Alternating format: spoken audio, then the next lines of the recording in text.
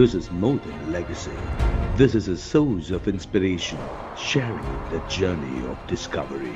PSN College of Engineering and Technology. இந்தியாவில் இதுவரை கூட்டணி ஆட்சியை காணாத பட்டியலில் 2 மாநிலங்கள் மட்டுமே உள்ளன.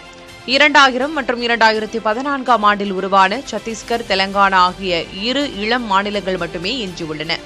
தமிழ்நாட்டில் விஜய் தலைமையில் அமைந்த புதிய தாவேக அரசு சட்டமன்ற நம்பிக்கை வாக்கெடுப்பில் வெற்றி பெற்றுள்ளது.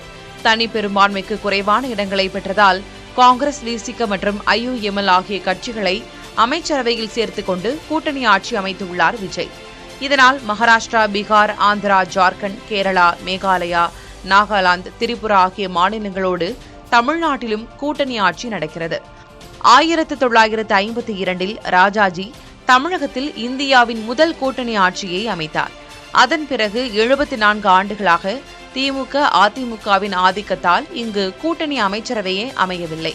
2006இல் திமுகவிற்கு பெரும்பான்மை இல்லாத போதும் கூட்டணி ஆட்சி அமையவில்லை. தற்போது 2026இல் அந்த நீண்ட கால அரசியல் மரபு உடைக்கப்பட்டுள்ளது. 1967இல் காங்கிரஸ் கட்சி பல மாநிலங்களில் பெரும்பான்மையை இழந்த போதே இந்தியாவில் கூட்டணி அரசியல் தொடங்கிவிட்டது. This is more than legacy. This is a source of inspiration, sharing the journey of discovery. PSN College of Engineering and Technology.